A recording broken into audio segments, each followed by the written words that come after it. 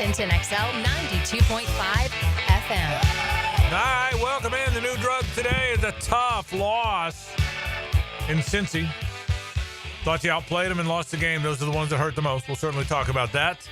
The Brian Thomas story issue, we'll certainly talk about that. The De'Ami Brown drop, we'll talk about that. The outstanding performance by the Gators, we'll talk about that.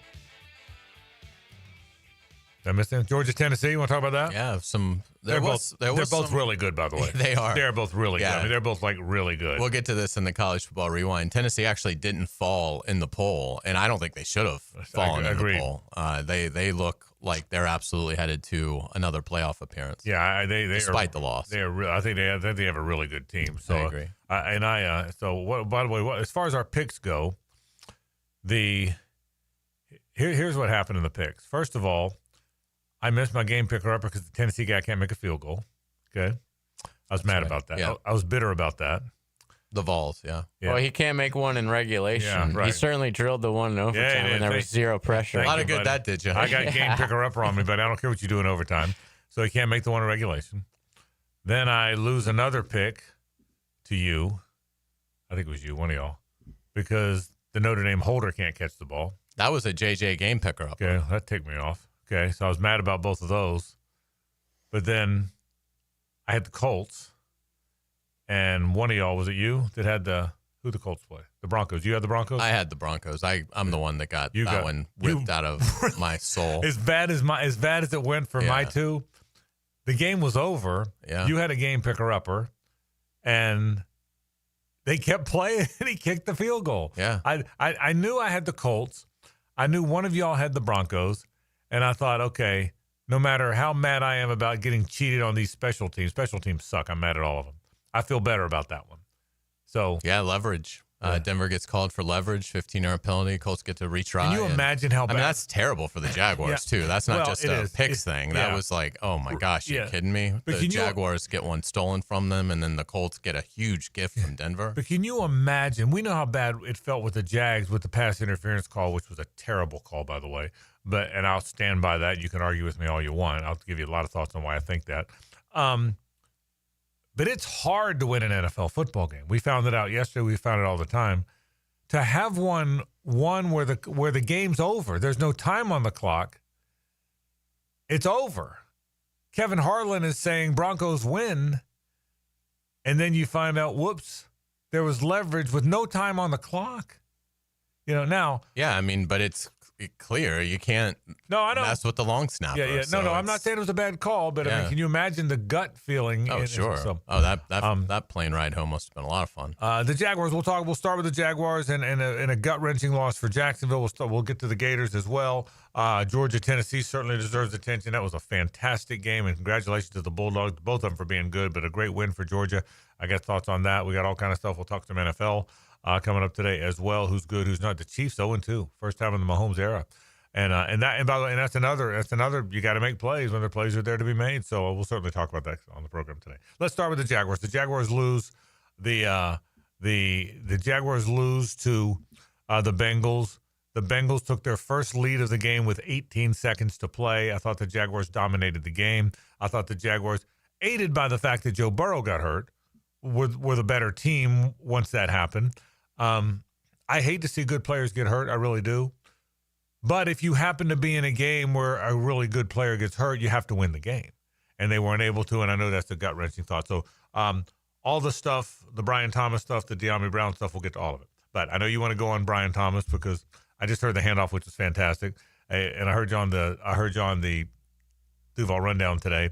Brian Thomas, certainly a storyline today is going to be the fact that he shied away from contact all those times. He knows that. The team knows that. Liam Cohen spoke today, said maybe a wrist injury had something to do with it. But everybody now knows it is a story that Brian Thomas Jr. shied away from contact, at least on 2 plays. And now and where that story goes now is a gigantic part of the Jaguar season. Go ahead. The floor is yours. Yeah, well, I mean, Brian Thomas Jr., we all believe is headed to a great career here. And everybody is going to have a bad game here or there. De'Ami Brown had a terrible drop yesterday, but it wasn't for lack of effort. his effort's been outstanding to the point where Liam Cohen's even talked about De'Ami Brown's effort when the ball isn't even in his hands, how good it is. I mean, it was a terrible drop, but he just dropped the ball. He also did some good things in the game. Brian Thomas Jr.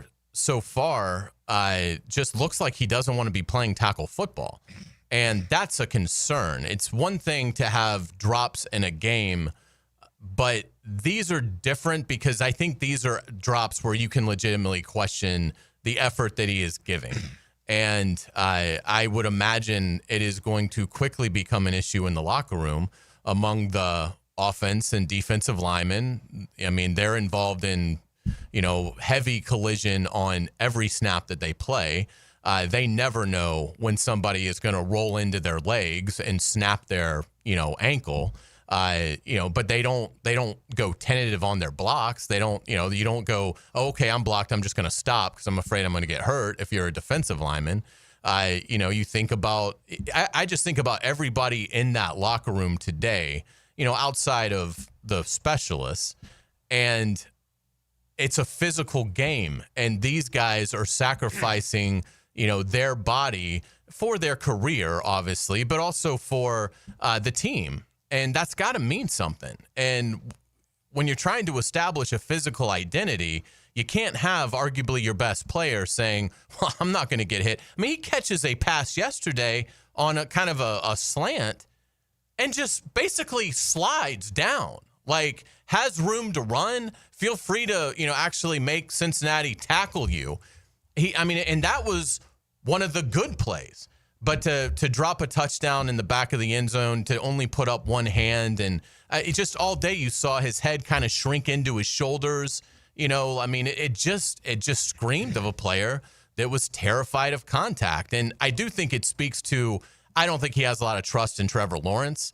I think that's a symptom of this, but he's got to get beyond it. I mean, Brian Thomas Jr. has got to get beyond it. It was one of the worst single game performances I've ever seen from a Jaguar, because we've seen poor performances from Jaguars, obviously, many times throughout the years, but you don't often see it because of just effort and timid play. And what Brian Thomas Jr. put on film yesterday was incredibly timid play, and that's being kind. He obviously had the drop on fourth down.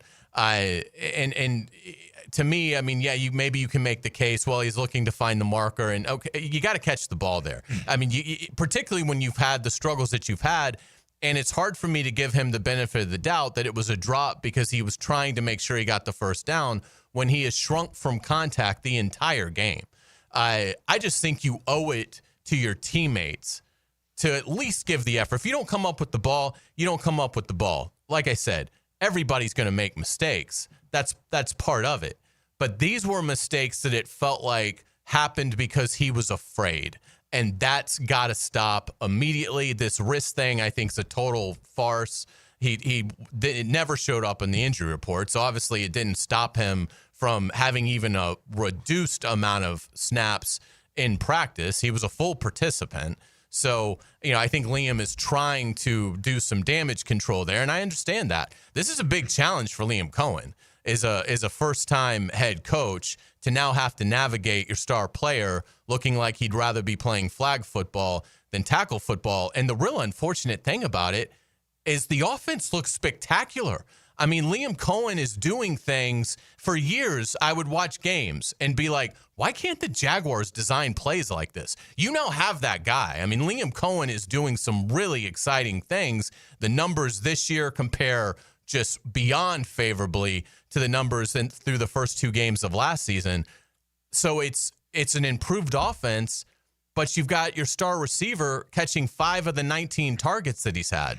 And in many cases, really dooming you. I mean, timid plays that are leading to interceptions, things like that. It's just, it was really disappointing. Hopefully it's just a one-game thing, and he'll play great against Houston, but you've got to pull every card out this week if you're Liam Cohen and staff. I mean, this is one where you have Tony Baselli sit down with him and talk about it. You pull your captains. Robert Hainsey, needs to be talking to him about this. Obviously, the receivers coach, Edgar Bennett, needs to be talking to Brian Thomas Jr. about this. What he did yesterday is simply unacceptable. I mean, again, one thing to drop a pass, another thing to just basically say, nope, I'm not going to even remotely try here because I'm afraid I'm going to get hit. All right, we'll talk. We'll get the show going. I will respond to all of that. I'll tell you my thoughts on the Jaguars losing, a tough loss when I thought they outplayed the Bengals. We'll talk about the key plays. You got to make key plays, all that coming up. So we'll talk with the Jaguars. We'll talk some Jaguars football. We're going to talk Gator football. We're going to talk about a lot of stuff that went on over the course of the weekend. Bucky Brooks stops by at 5:15. All that and more on a Best Bet Monday. We thank our friends from the Best Bet. The best place to hang out is the Best Bet. Another chance on Tuesday, by the way, to win a seat at the World Poker Tour Mega Satellite into the main championship event, and that happens on Thursday night at Best Bet Jacksonville. All kind of fun things are going on. Head to the Best Bet with 3 great locations: Jacksonville, Orange Park, and St. Augustine. Back in a moment. This is 1010XL on 92.5 FM. It's the ride home with the Frangie Show. From the Harrell and Harrell studio, don't settle for less than you deserve. He's not a senior citizen. He's Jacksonville's senior writer, John Osher. And knows your favorite football team. Wednesdays from 10 to noon on Jaguars Today. Served up by Twin Peaks. Eats, drinks, scenic views. Hey, it's Carline here to let you know about my new tailgate obsession. That is Daisy French Onion Dip. If you love eating dips with chips, wings, and veggies while watching football, you will love the new Daisy French Onion Dip and the Daisy Ranch Dip. These are game changers. As delicious as a homemade dip made with real herbs and spices and other ingredients you'd find in your own kitchen. You've got to give it a try. Once you do, you'll be hooked. Look for Daisy French Onion Dip at your grocery store. This is Jaguar Hall of Famer Tony Baselli telling you about Heritage of North Florida, Jacksonville's premier roofing and home remodeling company. With over 25 years of trusted experience, Heritage of North Florida has built a reputation for quality, reliability, and craftsmanship. Whether you need a new roof or updating your kitchen or bathroom, trust the pros at Heritage of North Florida to create the perfect place to call home. Mention Jaguars to get $1,500 off your next roof or kitchen remodel when you go to heritagenfl.com. Go Jags! I'm Holt Harrell. I was talking to someone the other day, and they were shocked that some lawyers get more from a case than their own client. After paying bills and costs, if we are supposed to get more than a client, we won't. That's the Harrell and Harrell promise. When we say that we treat our clients like family, we mean it. If you've been in an accident, call us today. 251-1111. Harrell and Harrell. Offices, Jacksonville. A judge swings a gavel and I pound the hammer. I'm not judging, just hammering. Hammer time with Hayes Carlyon, weekdays on The Frangie Show. On 1010XL, driven by Kia on Atlantic. Come visit the best sports restaurant in town. That's Big Dogs in Orange Park, known for great burgers, huge wings, pizza, salads, and special nightly events like trivia and karaoke. You'll all love it at Big Dogs Restaurant in Orange Park. Frank Frangie here. It's always truck season at Nimnick Chevrolet. Well, this month, you can save up to 20% off a new Silverado or get financing rates as low as 0%. Unlike most dealerships, Nimnick Chevrolet has the largest inventory on the ground, ready for you to explore. With their extensive selection, you're sure to find your perfect truck at Nimnick. So shop online at nimnickchevy.com or visit the dealership at Park and Cassett. Who's got more new Chevrolets at the best prices? Nobody but Nimnick. Chevrolet. Together, let's drive. Bueller, stay cooler with Bueller. Hey, Jason, thanks for coming over so quick. Sure thing, pal. What's the big... Whoa! See, I told you there was a smell. Yeah, it smells like... Exactly, or a dead one more like it. You need some fresh air in here. Well, this is the problem, Jason. I've kept everything sealed up tight all summer long so I don't lose all my nice cool air. Now all the dog smells and cooking smells and home gymnasium man cave smells are all building up and I can barely... Dude, where are the Bueller sunglasses I gave you? Oh, I don't know. They must be in my other... Put on my emergency pair. Whoa. Bueller Air and Plumbing can install an air purification add-on to your existing air conditioner. Clean the air of dust and pollen and funky smells while you cool. So I can keep all the cool air I saved up? And your place won't smell like a dead... Stay cooler with Bueller. Visit BuellerAir.com. Reclaim a pain-free life with Rebound Rehab. If you've been injured or simply feeling the effects of an active life, you can rely on Rebound Rehabilitation to get you back in the game. Sitting on the sidelines isn't any fun. Trust Rebound Rehab's team of trained physical therapists to get you back up to speed and feeling full again. Now more convenient than ever. 11 locations to serve you, including new offices in Riverside across from St. Vincent's, Point Meadows, and Middleburg. Just log on to reboundrehab.com to see all they've got to offer.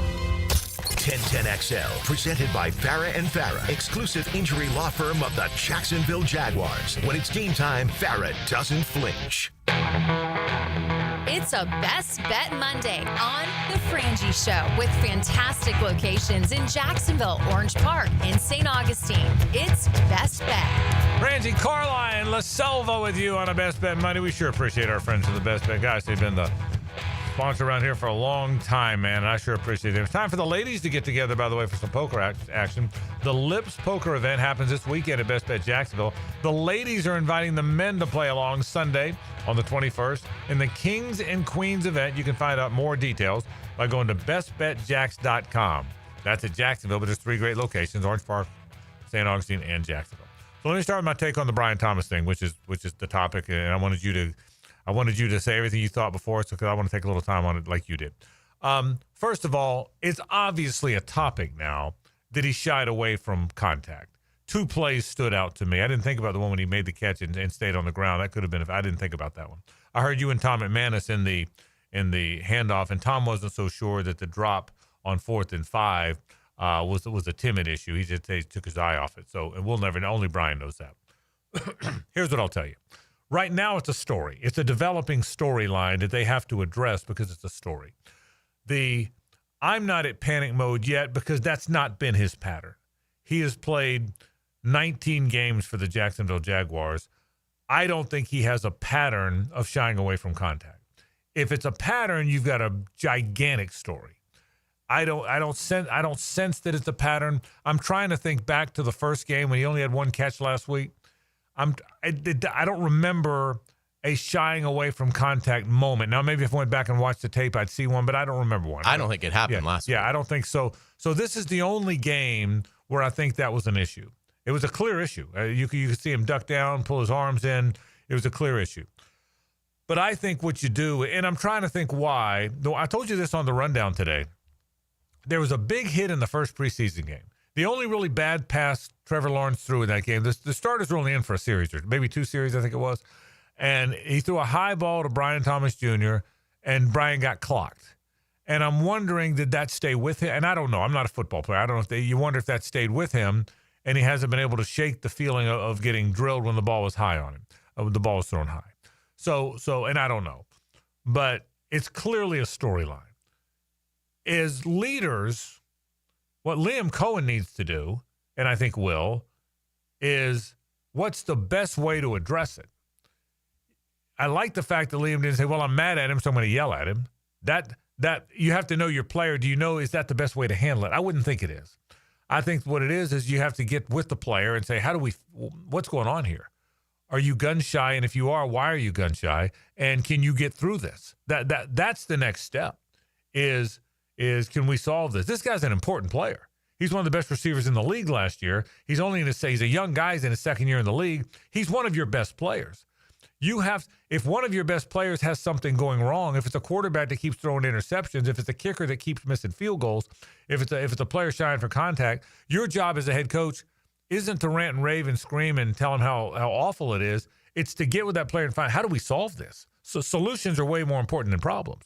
So I think I think that's first and foremost, Hayes, is what's the best way to solve it? And why did it rear its head in this game when I don't think any of us can ever remember it happening before? I've talked to a number of people today that have watched every game like you and I have. I can't remember anybody saying Brian Thomas has shied away from contact up until this game. Now, maybe it happened, I didn't realize. So that's question one is, why is it happening now? Is it a one-game one-off? What's going on? Liam Cohen said he had a wrist injury. You said you don't think that's true. I don't know if it's true. I'll talk to Liam and ask him, but I wouldn't.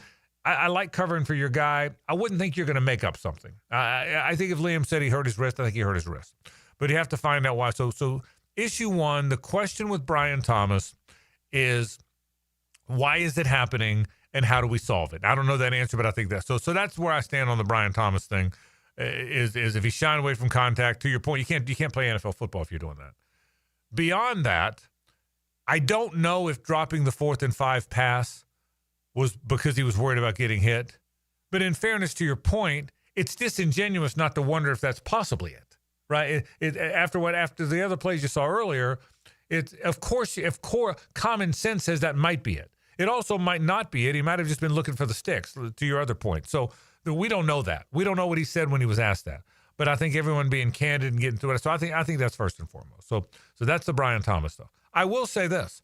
I really appreciated Liam's comments in the Jaguars released his post game, which was fantastic, by the way. It's one more reason to believe this guy really gets it.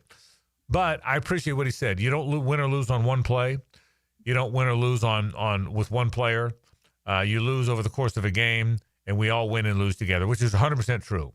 But make no mistake about one thing. The NFL is a game where you make the play at the end of the game, you win. If you don't make the play at the end of the game, you lose. It's a one-possession league. That doesn't mean every game's one possession.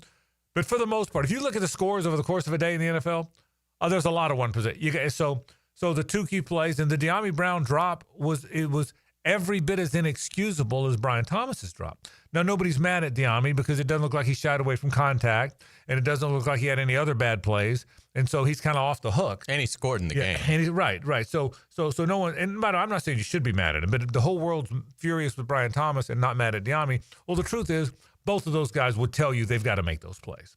De'Ami's got to catch that ball. Brian Thomas has to catch that ball. So that's those 2 plays. The Chiefs played the Eagles last night, okay? That's 2 of the best teams in the league, if not the 2 best, certainly among the 2. And the Eagles are leading, and the Chiefs drive it down, and they throw a pass. Mahomes throws a perfect pass because that's what he does, and he hit Travis Kelce, his most reliable receiver in his career. And if he catches it, it's probably a touchdown. It's right near the goal line. Instead, it hits up in his hands, pops up into the air, and it's picked off, and the Eagles run it back to past midfield. Well, that's why they lost the game. You say the game isn't won and lost at the end of the game. Well, sometimes it kind of is. And it's teams that make the plays at the end of the game that win games, and teams that don't make the plays at the end of the game lose games. That's the way it is. What I would have told Travis is just shake it off. Yeah, that's good. That's impressive. I've been waiting all day for that. I've been waiting since this morning for that. Okay. And it's still going. Okay, thank you. Yeah, that one's into the lights. Okay, thank you. This is like watching the natural. Gosh, I've been so excited about that. Thank you for appreciating it. That's all I'm gonna say. Okay, well done. My friend Joe Fortunato Merriman said that before me last night, and I told him I wasn't giving him any credit, but so I just did. But games are won or lost at the end of the game, and that's what happens. So the Jags, if De'Ami catches the touchdown, I think the Jags win the game. They're up 7. Then they get the ball back, and they kick the field goal, and then they're up 10. If Brian Thomas catches the ball, I do think he would have had the first down. He didn't have it when he caught it, but I think there was room to turn and dive for the first down. I think they win the game. I think the Travis Hunter call, you've got to make – I think it was a terrible call. I'm a homer. Call me a homer all you want. I thought it was a terrible call. I think the reason it was called, it was on the Bengals sideline. The Bengals were screaming in that line judge's ear. There were 60,000 people there all dressed in orange, and, brother, they all wore orange. Just so you know, they all wore it. And they're screaming at him, and that official was going to decide the game. And listen, officiating's hard, by the way. It's hard to get them right. You're running, you're backing up, you're backpedaling, you're watching, and you've got to call it at the minute it happens. It's a hard thing to do, but there's no chance in a normal play in the middle of the field early in the game that gets called. That's hand fighting in the NFL and does not get called for interference. He didn't pin his arm down. He didn't turn him. That's one that, honestly, Tyson Campbell might have gotten away with one earlier in the game where he had his left arm around him. He didn't turn him, which is why I didn't think he got called. But it was a terrible call. That official caved to a screaming crowd at Paycor Stadium on the Bengals sideline, knowing if he doesn't call it, subconsciously, the game's over. All those 60,000 people screaming and yelling, pleading with him to call that penalty because it's a 4th down play. If he doesn't call it, they all go home sad. and the flag came out. I'm not saying he was trying to cheat. I'm not saying, but you're a human being and you're backpedaling. You're trying to make it. It was a terrible call. There's no chance it was pass interference. It's not what's called in the NFL pass interference. You could call pass interference every play, like you could call offensive holding every play, but it's not what's called in the NFL. The NFL calls that hand fighting, and they let it go. That's why it was a horrendously bad call. And I feel for Travis Hunter, and I feel for Jags fans, and I'm ticked off about it. It was a horrendously bad call. The Devin Lloyd not being down, I'll be honest with you, I didn't catch that as a play-by-play guy. I didn't. I was so excited about the interception. Honestly, at the time, I didn't catch the Miles Jack not being down. Okay, so I didn't catch it at the time. I've watched the replay. I'm not sure his knee didn't hit. I think he might have been down. What do you think? It was close. It was really close. Yeah, I think Devin was probably down. Yeah, but why not let it? But why not let it play out? Yeah, and exactly, and that's going to be hard for the official to get back to that spot. Right. I mean, again, that's not where the play originated. There was a pretty good return on it. Yes, it is by the sideline. So that would be hard, I think, to get a great look at. But yeah, if they just let the play go though, and then review it, then it can be reviewed. Yeah. So I don't know that he wasn't down, but again, the Travis Hunter penalty was a terrible call. Yeah, he looked back and got his hand on the football. Yeah, it was a terrible call. The Brian Thomas drop was gigantic. Again, was it connected to him worrying about contact? I don't know. You can't help but wonder if it was. And the Diami drop, you can't have those drops. I think Brian Thomas Jr. is a really good player, and I think he'll bounce back from this. I think Diami Brown's a really good player. You know how I feel about him. He'll bounce back. But those are two big plays that help decide the game. So that's where I think the game is. I thought they outplayed them.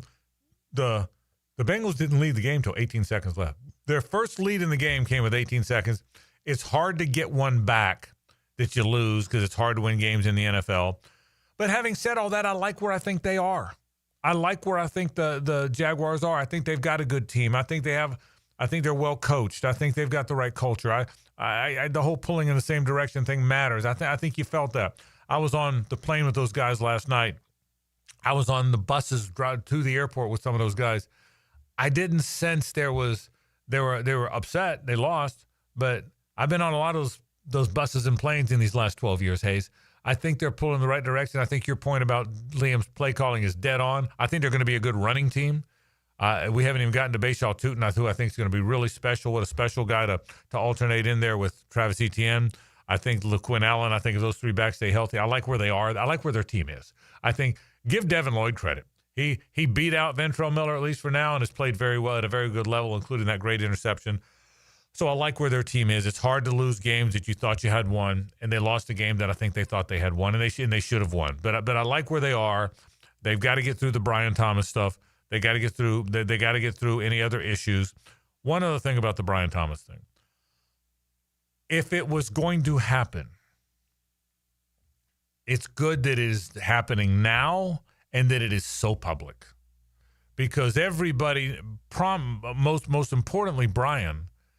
Everybody knows you have to address it now. Everybody watching next week's game with the Texans is going to watch for that.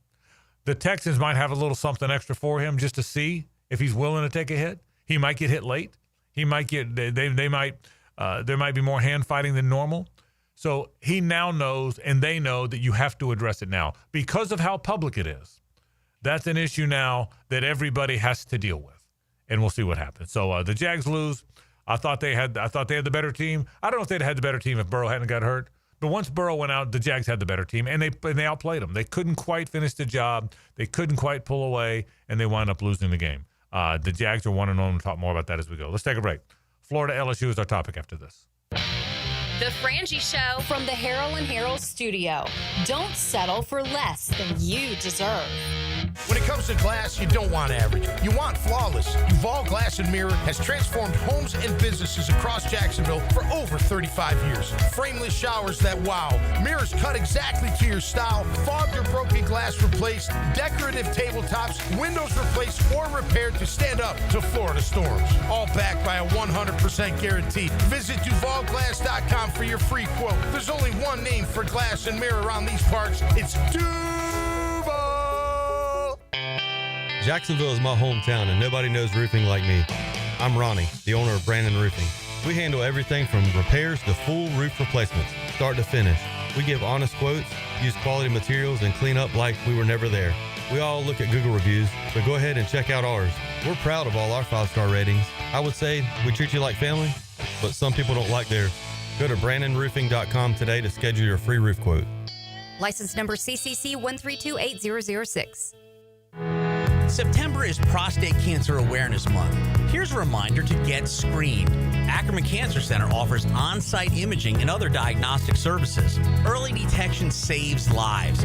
Visit AckermanCancerCenter.com. San Jose Collision in Mandarin is proud to be an I-CAR Gold Class collision repair facility. That means they meet the industry's highest training standards. Experience the difference at San Jose Collision in Mandarin. Tired of high energy bills? Replace those inefficient windows and patio doors now with the big BOGO event. Buy one, get one 40% off replacement windows and patio doors. Plus, no money down, no payments, and no interest for 18 months. This offer expires September 30th. Renewal by Anderson, proud partner of the Jacksonville Jaguars. Visit bestwindowsflorida.com to schedule your free consultation. License number CGC 1527613. Welcome to the bundle event. Entering now our undisputed tag team champions, the mid-size SUV and the mid-century modern. Together with a State Farm agent, this auto and home duo are a powerful force of savings, service, and customizable coverage. Now, let's get ready to bundle. Call State Farm agent Gene Coleman in Jacksonville at 904-764-4139. Availability and amount of discounts and savings vary by state. Are you struggling with hair loss? At IHRS, we understand because we've been there too. We're dedicated to finding the best solution tailored just for you. My hair looks great. It was thinning, and IHRS restored my hair. It's now fuller, it's thicker, voluminous. It's made me feel great. With the latest technology and FDA-approved laser therapy, PRP, and non-surgical hair addition, we offer guaranteed solutions for men and women. With over 35 years of experience, IHRS found a hair restoration for us, and we can find one for you. For me. For me. And me too. Visit hairforme.com or call 904-777-IHRS. Get a free microscopic analysis and get to the root of your problem. This $395 analysis is yours for free. Call 904-777-4477 now. Nothing like a hot shower.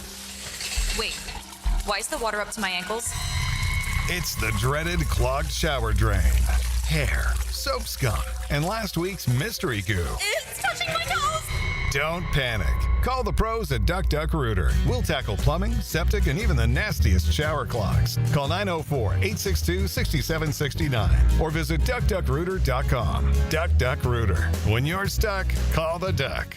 Attention skilled electricians. Are you undervalued at your current company? Time to step up to the bigger projects and better opportunities. Join the team at Miller Electric Company, a trusted name in the industry for over 96 years. At Miller, we tackle the biggest projects in the city, offering not just the job, but an experienced, top-notch pay, unbeatable benefits, and the best working environments in the business. Please join the team that values your skills and rewards your hard work. Elevate your career to new heights. Apply today at millercareers.com, an equal opportunity employer. 1010XL, presented by Farah and Farah, exclusive injury law firm of the Jacksonville Jaguars. Focus, fueled, fearless, Farah.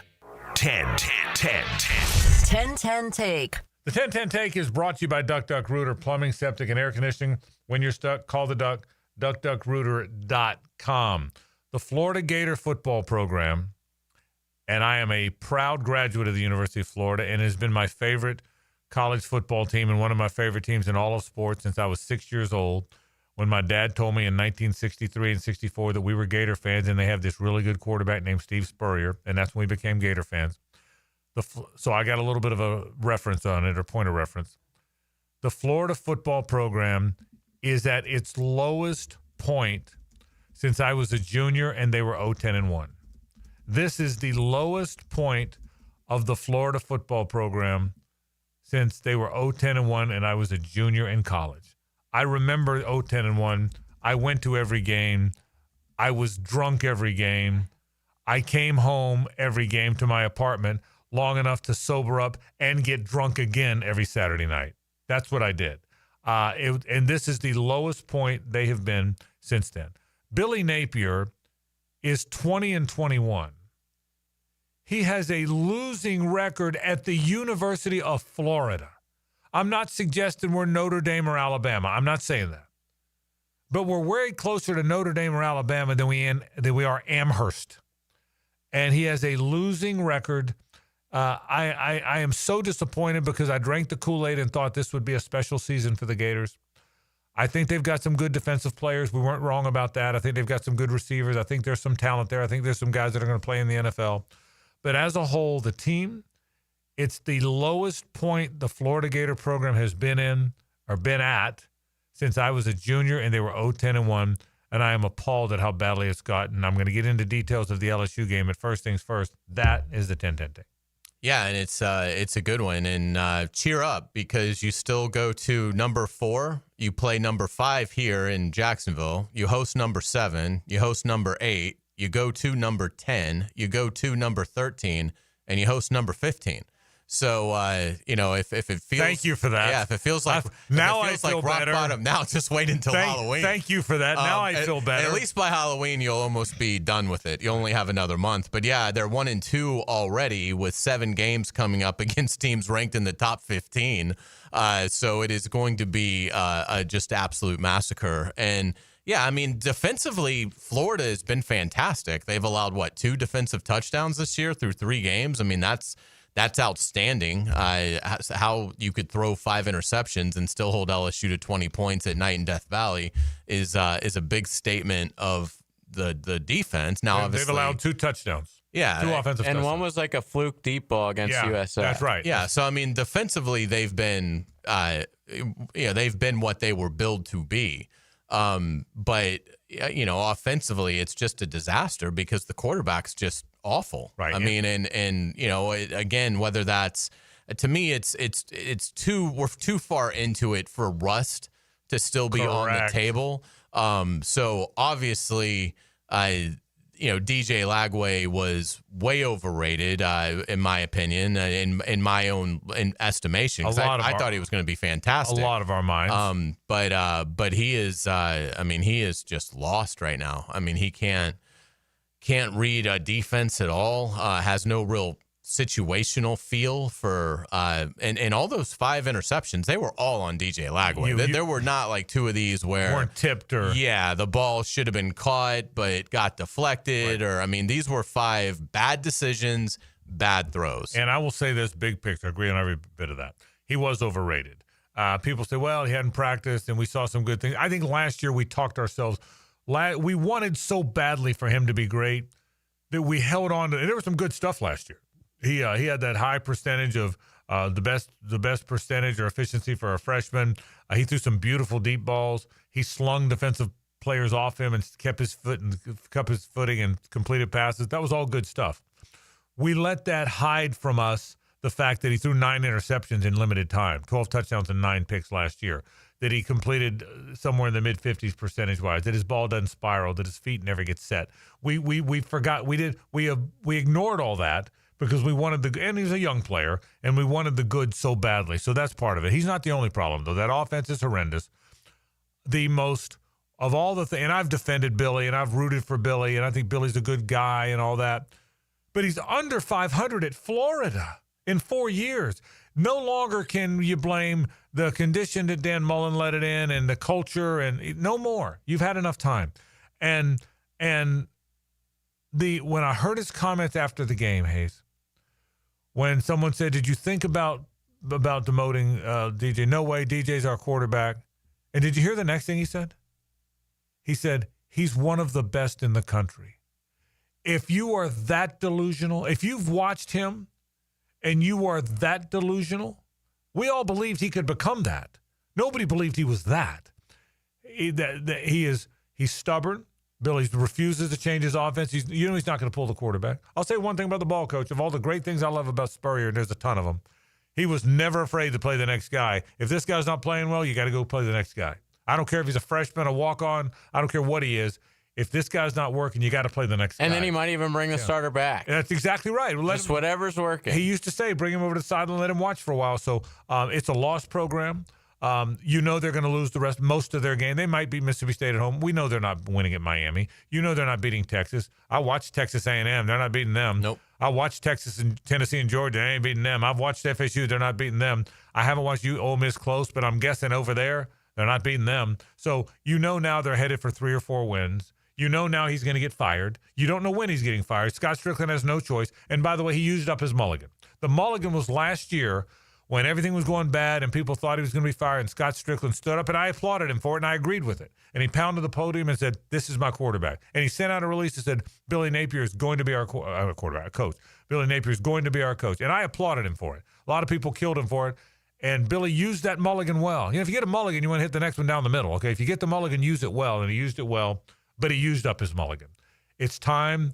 I would do it after Miami puts 38-14 on them.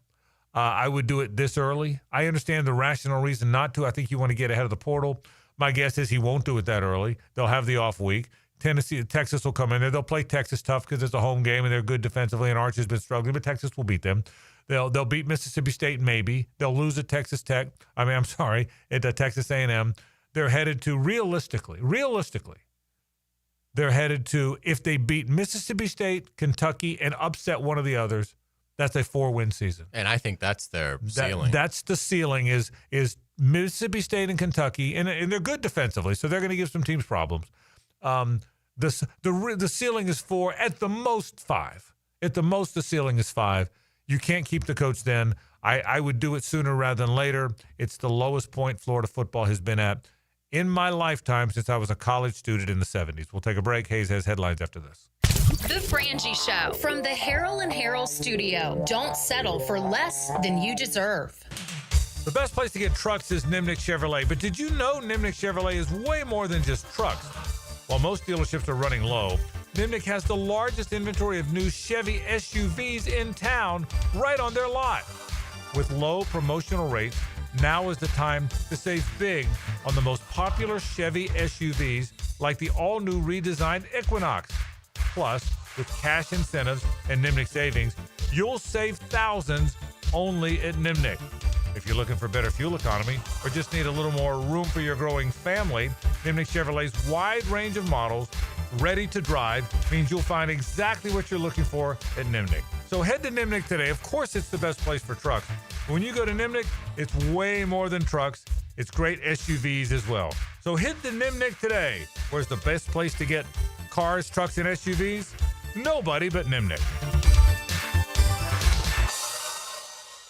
Childhood cancer does not discriminate, and 43 children are diagnosed every day in the United States. This is Tom Coughlin, and the J Fund needs your help year-round. Find out how you can help the J Fund by visiting tcjfund.org. Homeowners, storms don't wait, so why should you? Protect your home and your wallet with Universal Roof and Contracting. Save up to 20% on roof replacements and repairs now through September 30th. Financing is available with payments as low as $115. Call 855-ROOF-HELP for your free inspection. Universal Roof and Contracting, protecting your home, building your trust.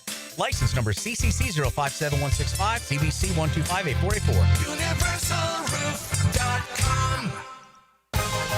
Frangie here from my bank, South State Bank. South State has been committed to delivering world-class customer service that businesses like yours and mine can count on. From personalized support to cutting-edge banking solutions, South State Bank has blended the trusted traditions we all value with the innovation you need for tomorrow. Whether you're managing cash flow or investing in growth, South State Bank is here to help you move forward.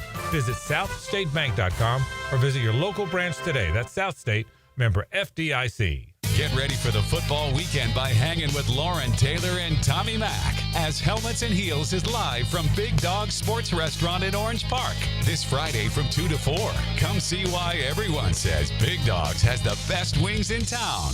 Rick Ballou here with a congratulations for John's Auto. They've been in business in Jacksonville for 40 years. That's right, going all the way back to 1985. Right now, they'd like to thank each and every one of you who's ever gotten their vehicle serviced at John's Auto. So, car, truck, or diesel, all makes, all models, Whether it's a routine maintenance or a complete engine overhaul, go to John's Auto on Arlington Road, johnautomotivejacks.com.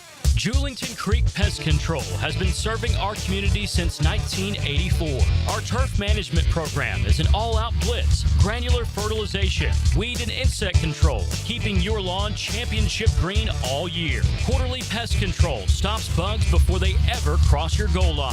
Family-owned, locally operated, expert technicians, top quality products, no gimmicks, just winning results. Julington Creek Pest Control, our family serving yours since 1984. They're out to test our reputation as the best plumber in Jax, so we gotta play like the experts we are. Now, who are we?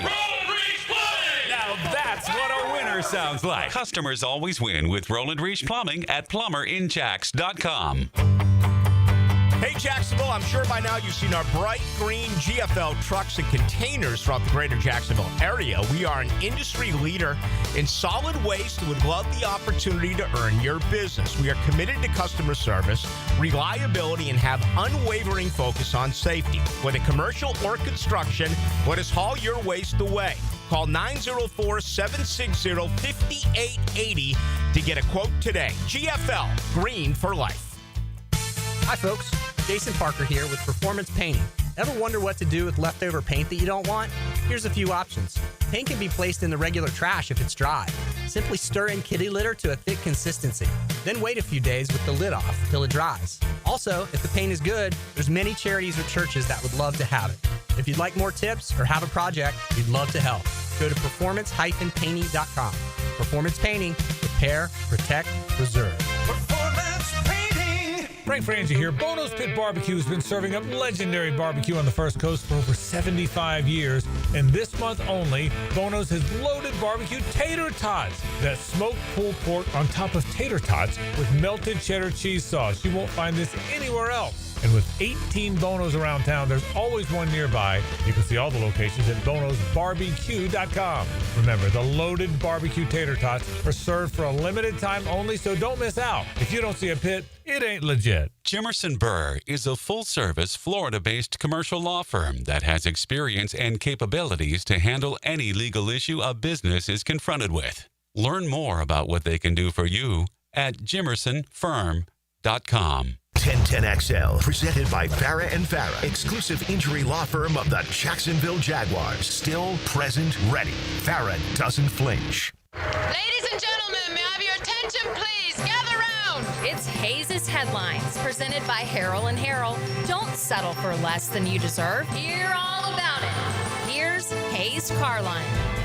All right, welcome back to the Frangie Show. Certainly appreciate our friends at Harrell and Harrell. Give them a call at 251-1111. Holt and Company. They will take great care of you. Again, hopefully you won't need them, but we know injuries happen in this world. Harrell and Harrell, that is who you need to put your trust into. Frank, we've talked a great deal about the Jags' loss yesterday at Cincinnati, 31-27. One aspect of the game we haven't gotten to yet is Liam Cohen's decision to go for it on fourth down and pass up the field goal to go up 6. Did you like that call? 100%. I told you this on the rundown today. I think 100% is what you do. 15 years ago, no. You get up 6 points and you make them drive the field. The game has changed, Hayes. I said this earlier.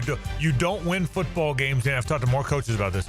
You don't win football games backpedaling on defense and hoping your defense holds up. You win football games by going ahead and putting the game out of reach, and then the other team's desperate and you get the ball back and take a knee. If you're not up by more than a score or less than a full possession, it's the worst situation to be in. You're tight, you're uptight, the other team's driving, they've got the crowd involved. The play there's no doubt in my mind. The play there is to go for the jugular, get up 2 possessions. I thought it was the right decision, and it looked like he threw it right. He dropped the ball, but I was totally for going for it. 15 years ago, I wouldn't have been. What about you? No, it was unorthodox. It surprised me when he did it, but as soon as I started to think through it, I was like, well, this makes all the sense in the world because, and really, to be honest, the results, it didn't get the result, but the results sort of told you why the decision made sense. The play would have worked if Brian Thomas Jr. doesn't drop the ball, and Cincinnati ended up scoring a touchdown anyway on a much longer field than they would have had after a kickoff, where you have to assume they're starting at the 30-35 yard line. and they were still able to get the touchdown. So, yeah, I thought that it's unorthodox. It is where the sport is going. Jason Garrett destroyed Liam Cohen for it on Sunday Night Football. Well, he's wrong. But I'm with you. I thought, and you've got a scheme like this where you've had success all day offensively, I think you go for it and go for the win. Didn't work out, but I thought it was the right call. Brian Thomas Jr., Frank, did not play particularly well and has really struggled over these first 2 games. He's been thrown 19 passes and only caught 5 of them. Liam Cohen was asked today when he met with reporters over Zoom about Brian Thomas Jr. and the shying away from contact that appeared to be the case in Cincinnati yesterday. Yeah, we're going to have a conversation here shortly. I think ultimately, I know he's kind of got he's got a couple things going on. Had a wrist injury going into the game, and did that have play a part in some of this stuff? I've got to go talk to him, but I think he's aware of it and needs to have a better week this week. I think he understands what's at stake. He understands what's going on, and we got to go get to the root of it. And that's the bottom line. Good leaders don't worry about how mad they are their employee messed up. They think about what's the best way to solve the problem. And I don't know that answer. I'm not sure Liam knows it yet either. But right now, what happened yesterday no longer matters. What matters now is moving forward, find a way. It's clearly a story. He clearly shot away from contact. That's surely that's the ultimate no-no in professional football.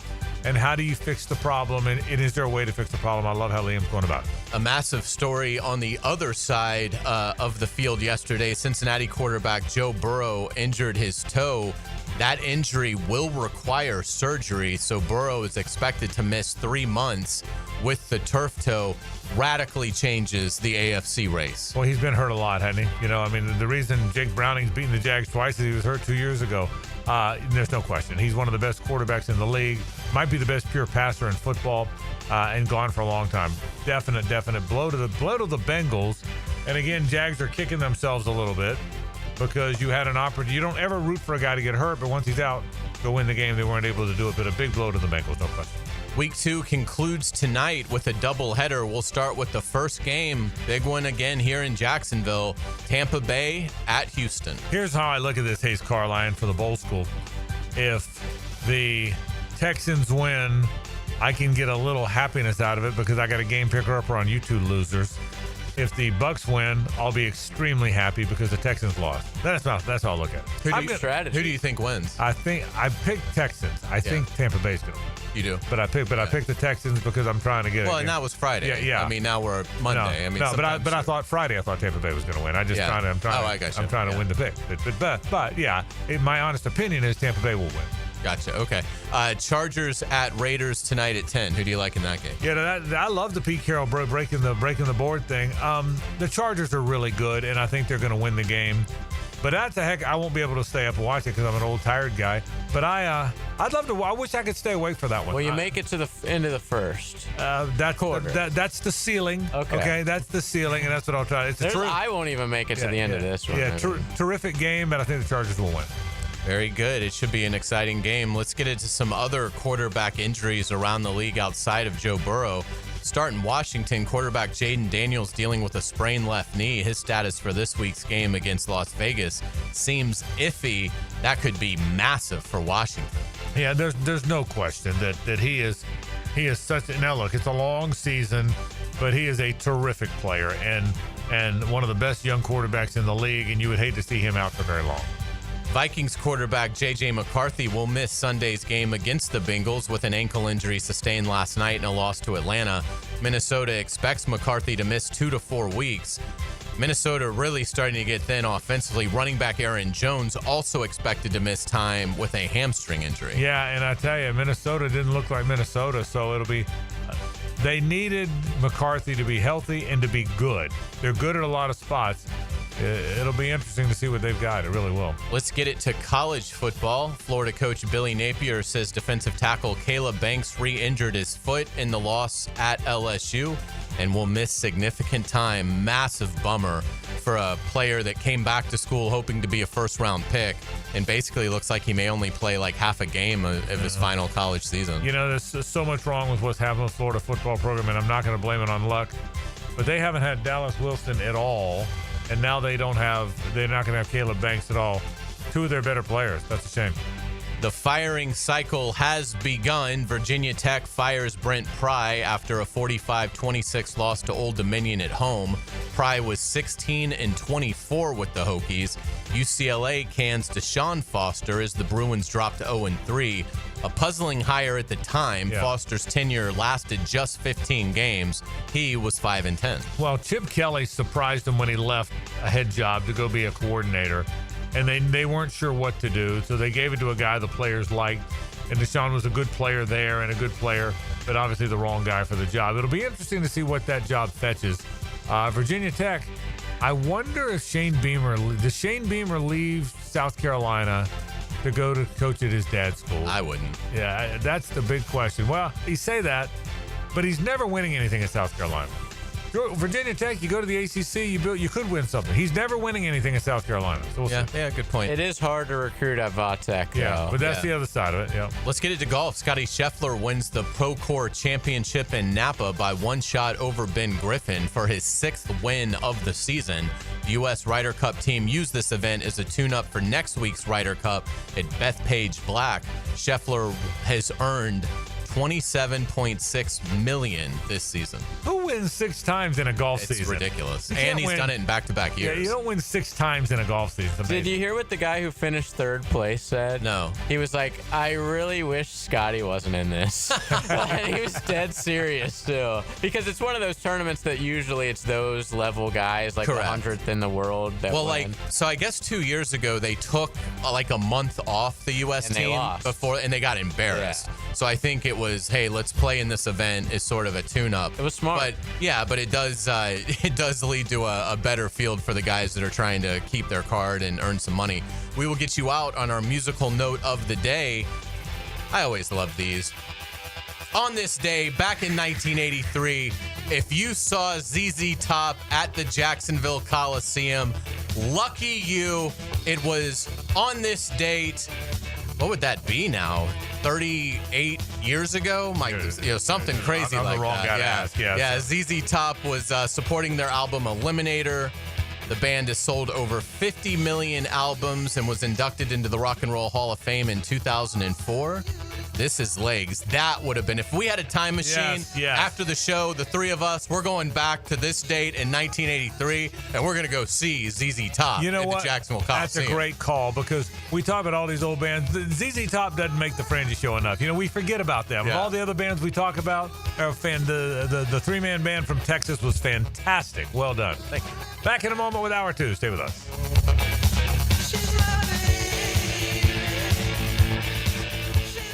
It's the ride home with the Frangie Show from the Harold and Harold studio. Don't settle for less than you deserve. Get everything you need to know for your weekend on Pre-Game Friday. We've saved the best for last. Who's in, who's out, who's on upset watch. And I like it. Pre-Game Friday, built by Dreamfinders Homes on 1010XL.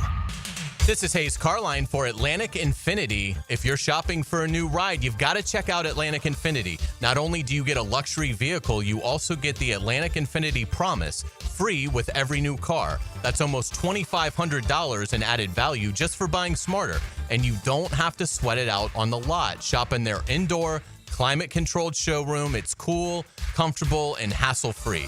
They're on Atlantic near St. John's Bluff, or browse anytime at AtlanticInfinity.com. Maxed out on credit cards, struggling with high interest debt? You could pay it all off in days with Loan Pronto's Rapid Equity Loan. Hey, it's Prosser here.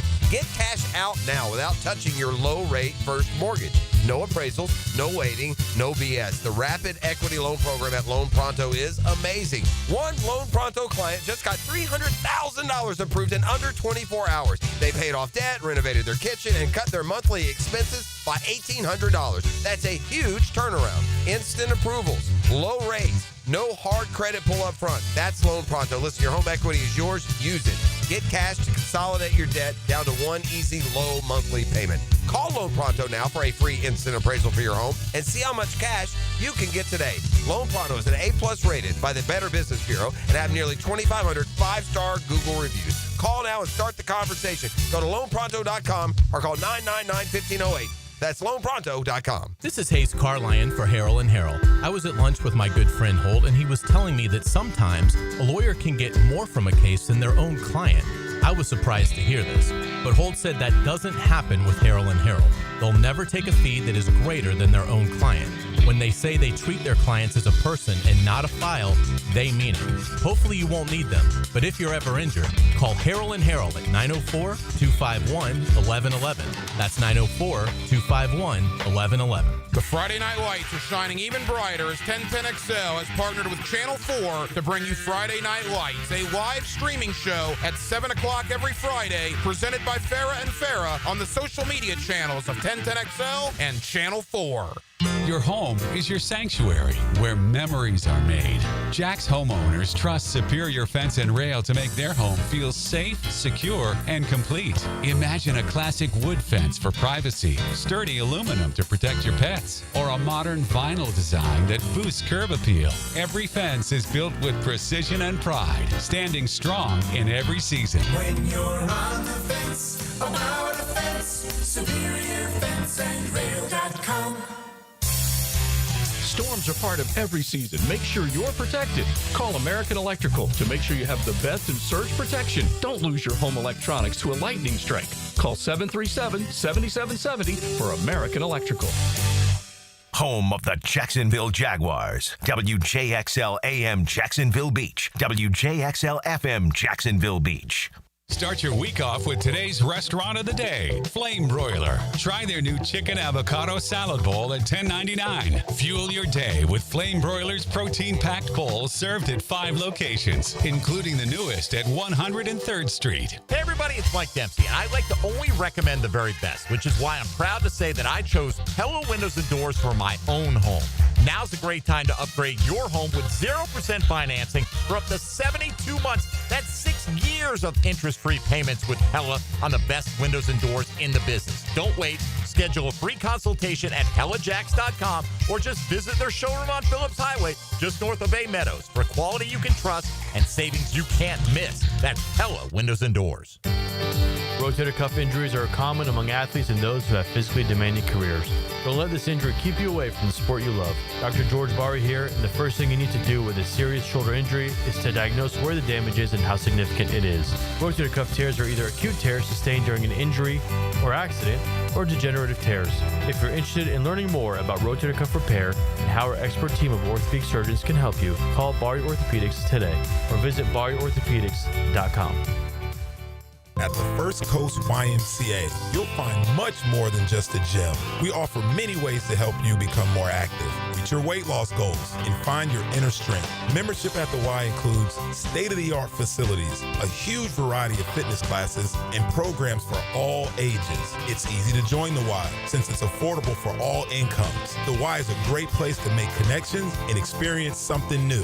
Visit the YMCA near you or online at fcymca.org.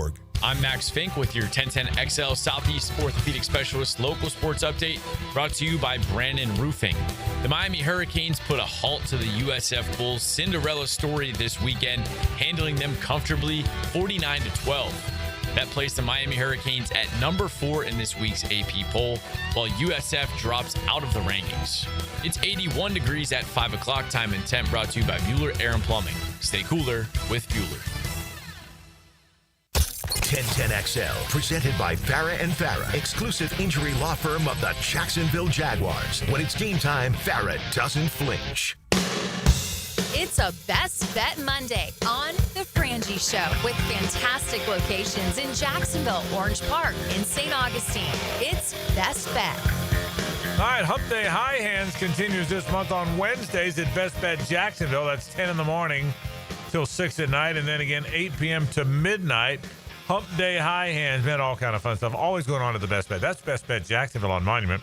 There's also great deals at Best Bet St. Augustine and Best Bet in Orange Park. At the bottom of the hour, we will have the college football top 25 rewind, but I got to get to the Tennessee-Georgia game. What a fantastic game Hayes played by both. Here's why Tennessee didn't win the game. The kick was hard because you're trying to beat Goliath. And I'll give Georgia credit. You guys both picked Georgia. I really thought I was almost confident Tennessee was going to win that game, and they didn't. And Georgia came back down 38-30, found a way to come back and win the game, and give them credit. I thought Gunnar Stockton was really good, better than I thought he would be. I knew they had athletes all over the place. But, man, you got to cut the head off the snake. If you're Tennessee and you've lost 8 in a row and 13 of 15 to Georgia, you can't just hold on and hope you beat them, hope you make a 45-yard field goal to beat them. It's not how you beat them. To beat a team that's been beating you, you got to beat them soundly. You got to cut the head off the snake. You got to finish the job. And I'll give Georgia credit. That was a fantastic game. And give Georgia credit, man. Georgia is really good.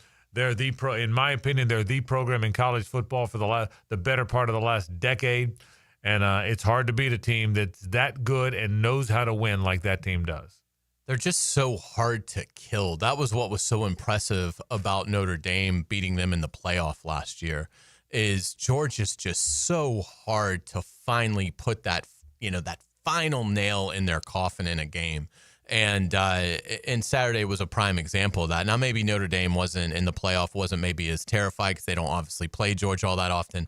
Tennessee was dealing with some staggering recent futility against Georgia, which, obviously the fans are. I always think in college, the players aren't really cognizant of that stuff that much because they're sort of hidden from the media anyway.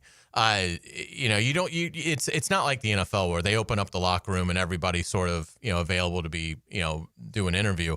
So in college, the players do interviews, and I'm sure some of the key Tennessee guys were asked about the Georgia thing, but I don't think with the players, it's that big of a thing in the locker room. They don't really know the history, particularly in the age of the portal, but the fans do.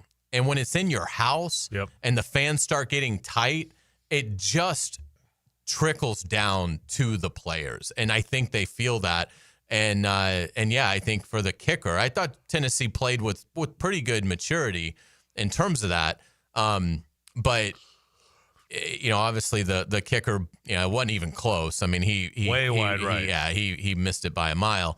And the other thing too is, Tennessee looked like they were on their way to scoring 63. I know. I mean, that you blink and they've scored 21. Just dissecting Georgia. I mean, really, I'm not even sure Tennessee faced a third down on their first 3 touchdown drives. It didn't feel like they did. They just going right down the field and easily scoring. And whatever adjustment Kirby Smart and his staff made, worked out great because then they were able to hold them to a reasonable number for the remainder of the game, which allowed them to get their offense going. And you have to give Georgia credit. They can beat you 10-9. And they can beat you 41-40. And that's what the great teams do. The great teams, the last thing you said is the identity of the great teams. They can beat you 10-9 and they can beat you 41-40. And I'll give them credit. And I'll give Gunnar Stockton credit. I had my doubts. Ryan Puglisi is the future. He's the big arm guy. You saw they brought him in at the end of the half to throw the Hail Mary because his arm's stronger. Although it wasn't a very good throw. He threw it off balance instead of just setting his feet and letting it fly. But Gunnar Stockton, this is Gunnar Stockton's team, and they're a tough out because I think Tennessee's really good. I think those two teams are really good. I wouldn't be surprised if those were the best 2 teams in the conference. I'll tell you that. It felt that way. And Texas A&M looks good. Yeah, but it would. I would take Tennessee over LSU on a neutral field. There's no question. LSU I thought was flawed. I agree. I thought LSU for being a team that we thought. Well, again, when they beat Clemson on the road in Week 1, you're thinking, wow, what a win. Yeah, and Clemson's 1-2. And now you get, a few weeks removed from that, and Clemson was down to Troy at half. Yeah. They then lose on a walk-off field goal to Georgia Tech. And so Clemson isn't. And LSU struggles to beat Louisiana Tech. Right. That was a sign. But I'm with you. I'll say this. Of the games Florida has, Miami, I think, is national title good. But in terms of the SEC games that Florida has left, which is basically the top half of the conference, I think it's Georgia and Tennessee are the 2 games that I am convinced they have no chance to win. Yeah, I agree. And by the way, speaking of football and speaking of Clemson, I'll tell you what, at Georgia Tech is a tough team. Haynes King, two things. He's the only player in college football who's on Medicare, right. But he also, but what a terrific player. What a tough guy he is. He just has to crawl back to the huddle every play, and then he busts off another 25-yarder. He really does. Honestly, if he played for a Notre Dame, an Alabama, a USC, Heisman contender, he would be the front runner. Yeah, he would. But he plays at Georgia Tech, and the nation's going to be slow to pay attention. But if you put Haynes King on an elite team, because he's fun. Yeah, well, he's everything you look for in a Heisman. Right, I mean, he's. I mean, talk about leaving it all out on the field. Yeah, he does. He's the poorest man's Tim Tebow. Yeah, that's correct. That's exactly what he is. We'll take a break. Bucky Brooks joins me in a minute to talk Jaguars football. Stay with us. The Frangie Show from the Harrell and Harrell studio. Don't settle for less than you deserve. It's D-Rock's deep dive into Jacksonville football. Hey, where's your sense of adventure? Mike DeRocco with Mike Dempsey and Fat Tony every Thursday on Jaguars Today. Opened by Lee and Kate's Glass on 1010XL. Frank Frangie here. When you need plumbing, septic, or air conditioning service, trust matters. That's why more homeowners in Jacksonville choose Duck Duck Rooter, the area's most trusted service company. They're licensed, insured, and the only master septic contractor in Northeast Florida. From small plumbing repairs to major renovations and full air conditioning service, they do it all. And with Duck Duck, it's done right. Call 904-862-6769 or visit duckduckrooter.com. Duck Duck Rooter. If the Jags trust Duck Duck Rooter, so can you. Greenlaw Group is for the insured. If you think you have roof damage, call 904-302-7055 today, and they will schedule you a free roof inspection. Trust their law firm to help you fight your insurance when you need it. These storms can cause damage you may not even see yet. Call Greenlaw Group 302-7055. There's no cost to retain their law firm and no cost to have your roof inspected. They only get paid if you win. Greenlaw Group, for the insured. You already know it's your main man E to the T here for Twin Peaks, home of the 29-degree draft. And with ball season here, make sure you're on the lookout for my instant reaction before, during, or after the game. All brought to you by Twin Peaks, home of the 29-degree drafts. Come on, somebody. Frank Frangie telling you about Awaken 180. You know my daughter has done so well. I'm so proud of Amber. Can you believe she's lost 50 pounds in 2 months? And she's really proud of that. You can as well. Call 844-346-1800 or awaken180weightloss.com. Hey, it's Brent with Arcosa Crushed Concrete. If you've got concrete or asphalt rubble on your site, let me buy it from you, and I will recycle it into construction material for your future projects. Arcosa Crushed Concrete. Get paid for what you don't need. Hi, I'm Sean Monahan from Monahan Jewelers in Atlantic Beach. Since 1977, we've been Jacksonville's local family jeweler with a beautiful selection of fine jewelry and certified diamonds. But we're also Jacksonville's leading buyer of gold, silver, and diamonds from the public. Gold has recently hit an all-time high at over $3,600 per ounce. Pay bills, buy something fun. Now is the time to sell your gold for cash and get top dollar, or trade it in for a new piece and get even more value at Monahan Jewelers in Atlantic Beach. Hey, sports fans, it's Hayes Carline here to let you know about my new obsession, Daisy French Onion Dip. If you love eating dips with chips, wings, and veggies while watching football, you'll love new Daisy French Onion Dip and Daisy Ranch Dip. These are game changers. They're as delicious as a homemade dip made with real herbs and spices and other ingredients you'd find in your own kitchen. You've got to try them. Once you do, you'll be hooked. Look for Daisy French Onion Dip at a grocery store near you. Prosser here for Lifetime Enclosures and Lifetime Flooring. Football season finally upon us, and with that comes cooler weather. If you've been wanting to upgrade your outdoor living space, you should call the experts at Lifetime Enclosures now. From glass lanais to screened-in enclosures, Lifetime Enclosures and Flooring is the best in the business, so give them a call today. Lifetime Enclosures and Lifetime Flooring. Showroom just off Phillips Highway. Proud partner of the Jacksonville Jaguars. 1010XL, presented by Farah and Farah, exclusive injury law firm of the Jacksonville Jaguars. Focused, fueled, fearless, Farah. The buck stops here. Time now for Bucky Brooks, brought to you by Coyle & Sons, Jacksonville's commercial fence specialist, on The Frangie Show. We thank our friends from Coyle & Sons, not just commercial fencing, residential fencing now as well. The best in the business, any kind of fencing needs you have. 904-356-4821, or you can log on to coiljacks.com. Bucky, that was a tough one yesterday, man. I thought the Jags outplayed them the whole game. Bengals took their first lead at 18 seconds left and hung on. Where does that one rank for you in terms of gut punches? That was hard, wasn't it? Yeah, it was hard. It was hard because we did more than enough to win. And even though I wouldn't say it's an A-plus game, we played well enough to win a tough one on the road. And so you're disappointed because you didn't finish it. You didn't do the things you needed to do to kind of put it away. But I think there's lessons in the losses. And I would say that some of the things that I learned is, one, like I know like fans don't really know Liam Cohen that well, but I'm going to tell you, man, he's made it the right stuff. The way he handled the team immediately after the game, the way he's handled the press conference today, he's kind of talked about the storm that was going to come and how you handle that. Look, I think this team is in a much better position than it's been in the past. I think we'll bounce back. And the bounce back may not show up in the record right away. I believe that, man, this team is much better than the versions that we've seen in previous years. Yeah, I agree with you, Bucky. The story, obviously, the lead story now, the story that's everywhere is Brian Thomas Jr. And as you football guys say, turning down contact. It certainly looked like he was shying away from contact. He short-armed a ball or two, and then had the big drop at the end. I don't know if that had anything to do with that. First things first, you're a football player. You were an NFL football player. Between your college and NFL career, you played both wide receiver and defensive back. So you understand what wide receivers go through, and you understand how defensive backs want to light them up.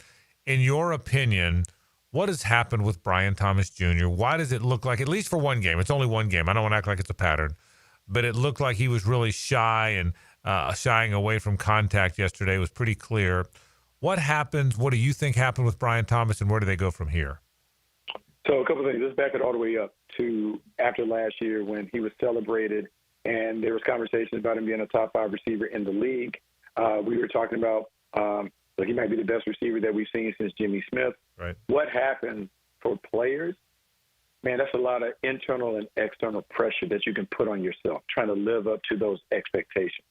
And so everyone thinks the natural regression is if you have 1,200 yards next year, you have 1,500 and more. And it's hard to accomplish those things. And so you start putting this pressure that I got to deliver every time and have a big game and have 125 yards or whatever. And so this pressure can eat you away where now you're so emotional because you're not living up to what you think you should be doing at this time, as opposed to, because you know baseball, being in the zone and letting things just naturally, organically happen. So I think some of that is impacting him because he wants it so bad that he's pressing. The other part, and I think this is natural, hey, man, it's a very violent game and it happens very quickly. And when you're going over the middle with all those bodies, it can be a flash, a glimpse of something that you catches out your eye that just distracts you. And so it's not, hey, I'm not courageous. It's, whoa, being startled, like being in a haunted house. And so sometimes that happens. And what he'll learn, Trevor will learn is sometimes when you're working over the middle in congested areas, you become more of a body catcher than a hands catcher. But to do that, the quarterback has to help you by putting it in the strike zone on your body. So now I either leave my feet and curl up so I can protect myself and brace for the hit, as opposed to stretching my arms out and being fully exposed. One of the best that I've seen at that was Keenan McCardle. When he was there with us, he could curl up and use his body to protect himself while also making those grabs. There's an art to catching the ball in traffic. He just has to get used to doing that, but some of that also has to be worked on in practice. Bucky, let me also ask you about the optics of this. And I hear you, and you played the game, so you have a better sense of this than we do. But the perception is now that he was afraid of contact, and it was only one game. But that's the perception. The perception is he didn't want to get hit. How does he deal with that perception? Do you do anything differently? Do defensive backs, you played DB in the league a long time, do defensive backs take an extra shot at him because they think that there's a weakness there? How does that whole thing play out moving forward? Okay, so let me be clear about this. Nobody enjoys contact that plays offense. Right. There's no one that runs out there playing in the NFL that loves, hey, man, come knock the snot out of me while I catch this ball. Okay, no one loves that. Fair point. But the thing about it, though, is that you have that, hey, I got to go in here, I got to do this. This is what I do. And so you get used to doing that. Look, I think all of that, like the optics of it looks bad and all that. But, look, DBs are going to try and knock the snot out of him anyway. So I think the main thing is not a courage issue that he's having right now. I'm going to say it's a confidence issue. Okay. The confidence is lacking for whatever reason. Because we've seen him, like you and I have been at practice. Like this is he's dropped some balls throughout training camp and preseason. Right. Like there's something that I would say is just a little off, maybe with the confidence. And it goes to my initial point. Sometimes that pressure of, hey, this is the rightful next step can make you think I need to be doing more. When all we really need, Brian Thomas, is, man, just be you. And whatever that looks like, we can work with. I just think it's more of a confidence issue than anything else beyond that. Will that be the message? And you made a great point at the top of this, that Liam Cohen is really good. He understands the human mind and how to connect with these guys, and I think they trust him for that reason. Is that the message to Brian? If you were Liam Cohen, is that the message? Hey, man, relax. Forget the pressure. Just go be you. Is that the message? If you're given everything that happened in this game, is that the message he shares? 100%. Like, I think it has to be more positive than negative. I think you also got to know your personnel. Like, some people can take a swift kick in the butt. Some people can't. I don't know if Brian Thomas Jr. is wired to be like, hey, man, I'm going to browbeat him or whatever. Yeah. I think, if anything, I'm building him up. So I wouldn't be surprised to see in the first 15 coming out, 3 or 4 balls head his way. Things that don't require anything. Hey, let's throw him a screen. Let's get him a reverse. Yeah. Let's get him something going. Let's get his energy up. How can we keep him engaged? That's also a part of it. Because remember, the first game, he scored in the round. How can we keep him engaged without getting out of sorts when it comes to the offense? Without a doubt, he's one of our best players. So we got to get him going. So now that's where Liam and the coaching staff has to kind of figure out, how can we get him going? How can we build up his confidence without taking away from the rest of the team trying to be efficient and effective? Bucky, apart from that, what stood out to you yesterday? How did you think Trevor played? Boy, it sure looks like they're committed to running the ball, and they ran it well again. Let's start with offense. What stood out to you about the Jaguars' offense yesterday? Well, look, man, the running game is legit. But let's go back before we even talk about the running game. I love when people's words and actions marry up. So 2 people on site. General Manager James Gladstone said the only way you can get young guys ready to play is you got to play. You got to put them on the field and live through number 6. So early in the game, who do we see? Both of the young running backs on the field making contributions on a touchdown drive. Love that. Love the ownership and command that Trevor has at the line of scrimmage. Every call comes in, you have an option to kill the play. He's done a really good job of doing that. Sometimes, though, in killing the play, he may be killing the run. And so some of the times people are like, man, we were running so well, why didn't we do it? Depending on the look, Trevor might have saw something that appeared to be a favorable matchup in the passing game, so they went to it. So I love all those things. The area that we have to get better, particularly when you're playing good teams and on the road, execution and pivotal moments. There's a time in every game where you can put the dagger in them, whether it's a 10-play drive to win it, whether it's a big play that you know it'll crush the spirit. We have to get better at executing those moments, right? Finishing the game, knocking them out as opposed to going to the cards. That's a learned trait. That's something that you have to work on, not only in practice, but mindset, mentality. Hey, man, this is the moment we got to get it done. Those are the things we have to do. From Trevor, we can't turn the ball over in the red zone. Like, that's a killer. We talked about on the broadcast. Yeah. Game goes from being potentially 10-0 to 7-7, 10-point swing. It not only changes the feel in the stadium, it changes the way that the Bengals now have to play.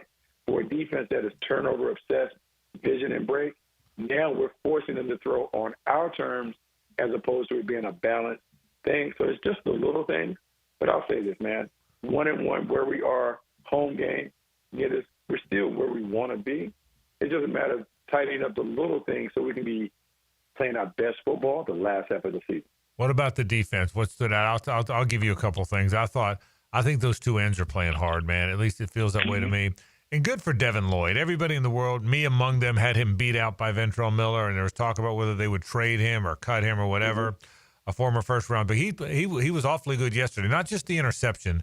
It looks like he's won that job, the weak side linebacker job, and I didn't think he would. What stood out to you about the overall defensive effort?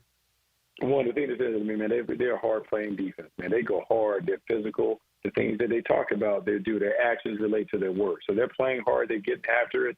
The turnovers have been real. We've seen the turnovers come. Vision and break, eyes on the ball, people hustling. Good things happen when you run to the ball. Those things are playing out. The way that we wanted to play the game, we had it in our favor because we talked about, hey, man, we're going to play zone. We're going to let them – he's going to catch some balls, Jamar Chase, T. Higgins, but we're not going to give up the big one. When we stayed true to our premise, we didn't do that. Got out of our source a little bit, had to play some one-on-one matchups, and They punished us when they caught us in one-on-one matchups. T. Higgins, the deep ball over Tyson Campbell. Jamar Chase, the quick touchdown on the slant. Campbell, the one-on-one matchups, we couldn't hold up. So we just have to make sure we understand who we are and we play to that. But there are a lot of good things that are going in year one of a program, trying to get it all together. It's trending the right way. I like where the defense is going, but there's still a lot to clean up. But final thing, because this guy's taken on a lot of water the last year and a half since he's been there, Eric Armstead. Yeah. Frank, I'm telling you, the move back to defensive tackle, you guys were talking about it. Log got to it. I forgot to get to it. Hey, he's a difference maker inside when he's locked and ready to go. If he plays like that, it impacts the way 41 and 44 play. If Eric Armstead can continue to give us that inside press, it's a difference maker. Now, a defense that we were talking about, run, middle of the road, becomes a much better unit. And you know what? I didn't think about it. You just said it. We did call his name. I called his name 3 or 4 times yesterday, and frankly, almost never last year. But almost never called his name last year, and so yeah, it was good. It was good to call it 91's name a time or two. You're exactly right about that. Final thing, we'll learn more about the Texans. They play tonight. They come in next week. We won't talk to you until after that game's over. Not on this program. What do you think? I mean, the Texans have had the Jags number. Again, a lot depends on how they play. They could be 0-2 after tonight. How good are they this year, and what are the Jaguars facing next Sunday? Look, man, it's a division game, and so throw out the records or whatever. Like, it becomes a very personal affair. Just because it's a division rivalry, we know each other, and so it's going to be one where it comes down to execution. Now, the thing is going to be, because the outside media is going to try and make it a big deal with the emotion and the response, and, they knocked out Trevor Lawrence and those things. And so what the Jags have to do is keep the main thing the main thing. The main thing is to win the game. The physicality and all that, but we're going to escalate it. It's going to be a street fight just because that's kind of how we want to play on defense. But what we can't do is get distracted by last year's incident and allow that to take away from power. Bucky Brooks checking in from Parton. Where are you today? You got practice today? What'd you do today? Practice over? We lose Bucky? Oh, looks like we lost Bucky. All right, Bucky checked out. So Bucky, he practices in the morning. His charter football team practice in the mornings. So he's just hanging out in the afternoon. That's what he's doing. Bucky Brooks does a terrific job. We appreciate him joining us, talking Jaguars football with us. More in a moment. This is 1010XL. We got the college football top 25 rewind next. Stay with us. It's the ride home with the Frangie Show from the Harrell and Harrell studio. Don't settle for less than you deserve. Perfect passes. Great pass. Thrilling moments. Did that just happen? Winning plays. Touchdown! Your radio home for play-by-play. 1010XL. Hey, it's Lauren Brooks. Looking and feeling great isn't just for women. Hello Smooth Med Spa has something for everyone. Laser hair removal, wrinkle smoothing, skincare, and more. With over 400 plus 5-star reviews and over a decade in business, they know their stuff. Book now at hellosmooth.com. Jax is more than a city, beaches, suburbs, or a destination. We're a community that takes care of each other. I'm former Jaguar Tom McManus. J-Dog Jump Removal and Hauling is dedicated to serving you with respect and integrity. We haul construction debris or property cleanouts for managers, owners, and realtors. We do it all. Call 506-1256 for your free estimate today. We're here for you. We're veteran-owned and operated. J-Dog Junk Removal and Hauling. This is Hayes Carline from my friend Holt at Harrell and Harrell. There doesn't seem to be enough time in the day to get everything done. Then you get injured in an accident and you don't know what you're going to do. Let Harrell and Harrell make it easy for you. Easy on becoming a client. You can just text or email if you want. Easy on finding a doctor and getting through the process. Hopefully you won't need them, but if you're ever injured, call Harrell and Harrell and make it easy on yourself. Call them at 904-251-1111. That's 251-1111. Rick Ballou for Coy Dental. That's right, Carlson Dental is now Coy Dental. Dr. Lee has been practicing there for 9 years, has purchased the company. The Coy Dental team still has the same great dentists and staff. And remember, if you get nervous visiting a dentist, don't. There's never a problem at Coy Dental with light sedation for cleaning and deep sedation for all your restorative needs.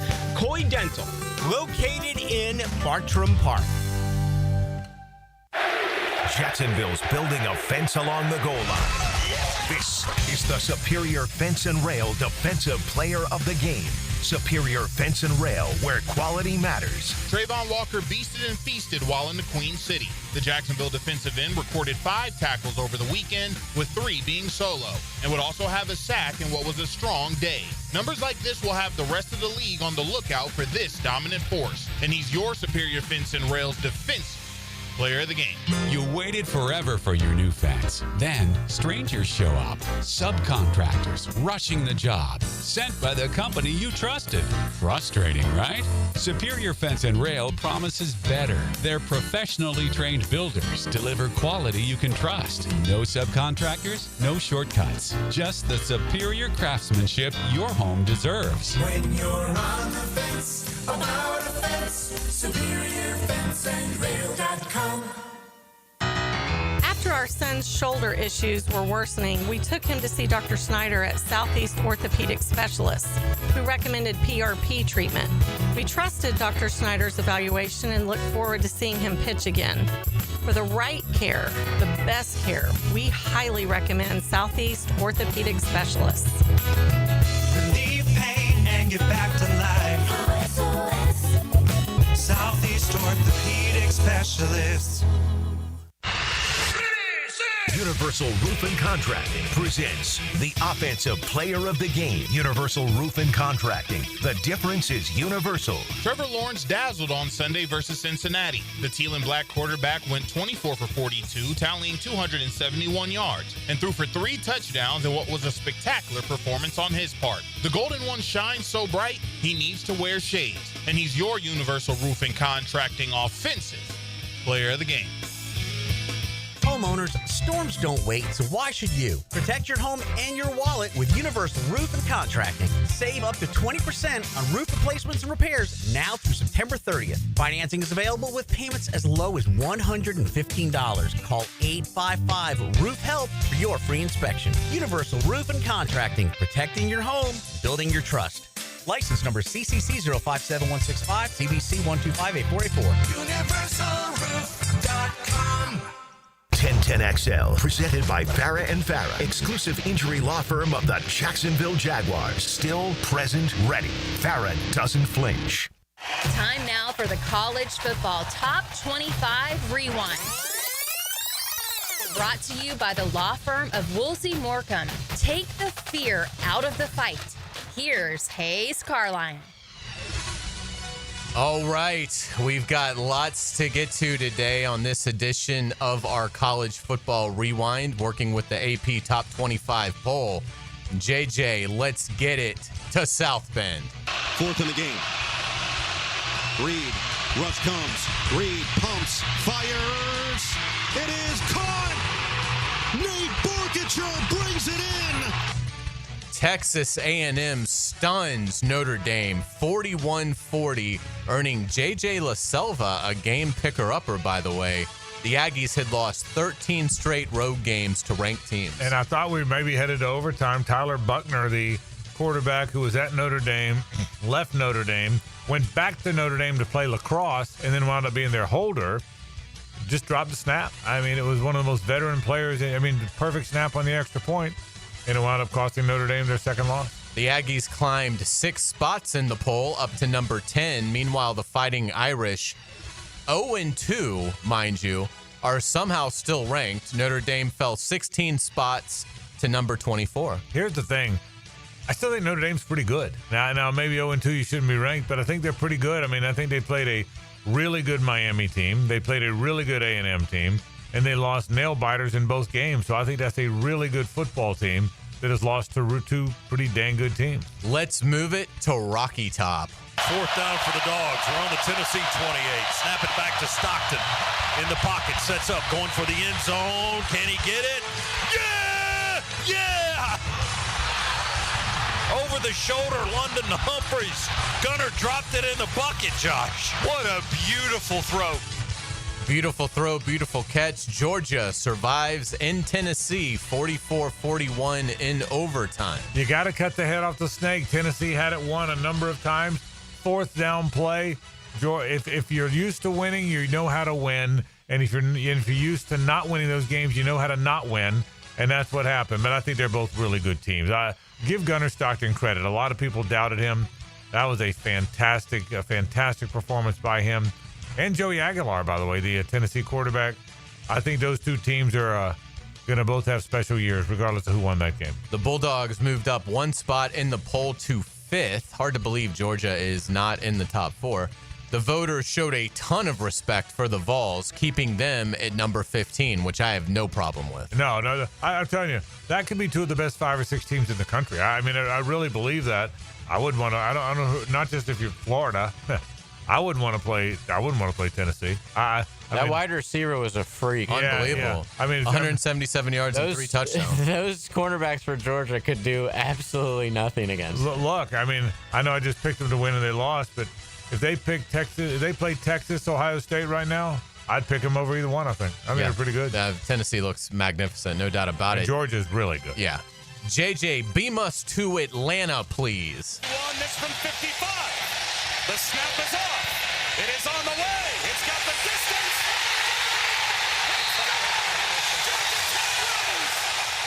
distance. Rough weekend for the Palmetto State. Clemson falls to 1-2 after Georgia Tech nails a walk-off field goal to win 24-21. I'm watching on the plane, flying to Cincinnati, and he's lining up for the field goal. And it didn't affect our picks because we all picked the same team, but you still root for the team you picked. I said, he's going to drill this. There was no doubt in my mind he was going to drill it, and he did. And it's rare to see like a team rush the second or the special teams on and have enough time, and it just looked, on Napier-like. Oh, they're very well organized. Yeah, no doubt about it. Well said. I thought the same thing. I was like, there's no chance they could pull this off. Yeah, but it looked flawless. It did. Yeah, Brent Key did a great job with his special teams unit there. The Tigers, as we mentioned, now 1-2. They are unranked after coming in at number 12 last week, and obviously in the preseason they were very, very high in the preseason poll. So Clemson now unranked. Georgia Tech, meanwhile, debuts in the poll at number 18. Yeah, and Georgia Tech's legit. Now listen, too low. We'll see how they play. They don't have a very good passing game. But look, I mean, given their schedule in that league, I'm not sure there's a lot of teams that are going to get them. They could be unbeaten playing Georgia. Their really schedule could. looks really, really pathetic. I mean, they really could go. They could win just about all of them until they play Georgia. Vanderbilt destroys South Carolina. No, they did. You're making that up. 31-7 in Columbia. Obviously, South Carolina loses quarterback Lenoris Sellers early in that game, but credit the Commodores. I mean, that was an absolute butt kicking on the road against South Carolina team that very highly ranked. Yeah, Diego Pavia, the other only quarterback in college football on Medicare. I'll tell you what, they're pretty good. They're pretty good, and I think that's great. By the way, I think both of those teams being good is good because they don't get to do it very often. But Vanderbilt's pretty good. I mean, remember, they beat Alabama last year. And they got him in like 3 weeks. Yeah. That's their next big game. Yeah, so what a game. South Carolina, you hate it for Sellers because he's a really good player. But even without him, 31-7 shocked me. The Commodores entered the poll at number 20. The Gamecocks are no longer ranked after climbing to 11th last week. Yeah, and I thought 11th felt high, didn't it? I mean, it's South Carolina. You lose a home game 31-7 to Vandy, you're probably not as good as people thought. Miami buries USF 49-12. The Hurricanes climbed up a spot to 4th in the poll. The Bulls fell out of the poll after being ranked 18th last week. Yeah, South Florida. I watched South Florida against Florida. Florida makes one play, they win. South Florida's not very good. And Miami's legit now. Miami's going to hang a number on the Gators this week. And I think Florida State's good. I tell you what, Miami, Florida State, who play on October 4th, man, I think they're both good. I'm not saying we're going back to the late 80s, early 90s, but it'll be the closest we've been to FSU and Miami both being really good since then. It really will. Without a doubt, and we'll close with FSU. They enjoyed a bye week, but the Noles move up 3 spots in the AP poll to number 7. Yeah, the Noles play Kent. They'll win easily. Then it'll get interesting. They play a road game on a Friday night. Virginia looks like they're better. Miami's right around the corner. They got Clemson, and, well, we thought Florida would be good at the end of the year, but I think FSU's legit. It'll be fun to see. That's going to do it for the Rewind. Right. Great college football talk as always. Back to wrap the program after this. The Frangie Show from the Harrell and Harrell studio. Don't settle for less than you deserve. This is Brent Musburger's VSIN Action Update on 1010XL. Brought to you by Duck Rooter Plumbing, Septic, and Air Conditioning. When you're stuck, call the Duck. Proud partner of the Jacksonville Jaguars. It's a Monday Night Football doubleheader to wrap up Week 2. The Tampa Bay Buccaneers are 2.5-point underdogs at the Houston Texans, 42.5 the total. VSIN prop point says John Hansen likes C.J. Stroud to go over 11.5 rushing yards in this one. Best bets available at vsin.com/picks. The Chargers close out the doubleheader visiting the Las Vegas Raiders as a 3.5-point road favorite at Allegiant Stadium. College football Saturday, Oklahoma hosting Auburn. The Tigers are the 6.5-point road underdog. It's the Apple Cup. Washington laying 20.5 at Washington State. Baseball today, Cubs $1.37 favorite at the Pirates. Cash back for every bet with a G-Bank signature Visa card. VSIN.com/GBank. Mike Sennett, 1010XL. Jacksonville is game time, and just like the Jaguars fight for every yard on the field, Duck Rooter fights for every customer at home. From plumbing repairs to septic pump outs to keeping your AC cool all season long, we've got the winning playbook. Duck Rooter is a proud partner of the Jacksonville Jaguars and delivers championship service every time. When plumbing, septic, or AC problems put you on defense, don't fumble the call. Dial 904-862-6769 or visit duckduckrooter.com. Duck Rooter, when you're stuck, call the Duck. Florida Heat hitting like a heavyweight? Time to call in the champ. KO Electric and HVAC. We knock out the heat and power up your comfort. Fast, reliable, and undefeated in home service. KOElectricJacks.com. KOElectricJacks.com. This is Josh Woolsey with Woolsey Morecambe. When deciding what lawyer to trust with your car accident or injury case, the most reliable way is reviews and results. You want to be treated well, and you want a great result. Woolsey Morecambe's reviews speak for themselves, and I challenge any firm to compare results. We offer the resources of a large law firm and the customer service of a boutique practice. If you want to be treated right and want great results, call Woolsey Morecambe at 1-800-WOOLSEY and take the fear out of the fight. Offices, Jacksonville. Game days aren't the only win happening in the 904. Best of Bold City named 904 Gutters with a Z, the #1 seamless gutter company in Duval. Like the Jags O-line protects their QB. Call the winning team at 904 Gutters with a Z to protect your home from the rain. Get down to the bank Sunday, September 21st, as your Jaguars face off with division rivals, the Houston Texans. Celebrate Hispanic heritage and witness history as the Jaguars take the field for the first time this season in the legendary Prowler throwback jerseys. Lock in your seats now for a 1 p.m. kick by visiting Jaguars.com/tickets or call 904-633-2000. We can't wait to see you at Everbank Stadium. Now, the Randy Marion Cadillac Drive of the Game. Randy Marion Cadillac of Jacksonville. Drive to the game in luxury with Randy Marion Cadillac of Jacksonville. Trevor Lawrence showed on Sunday that an important key to the Jacksonville game is giving him the keys to set the table for the Young Guns. Lawrence would lead the squad on a 9-play, 69-yard drive, capped off by a De'Ami Brown touchdown to give the team an early 7-0 lead. The 4-minute drive is your Randy Marion Cadillac Drive of the Game. This is Jennifer Marion at Randy Marion Cadillac, Southside Boulevard in Jacksonville, and now's the time to drive away in luxury. That's right, Jennifer. The $7,500 tax credit ends this month. It's your last month to take advantage of this incredible opportunity. At Randy Marion Cadillac, drive the all-new electric Optique, Lyric, and Vistique. They are all in stock and ready to drive today. See all of our inventory at Randy Marion Cadillac of Jacksonville.com or visit us on Southside Boulevard, Jacksonville. And don't forget, tell them Jennifer sent you.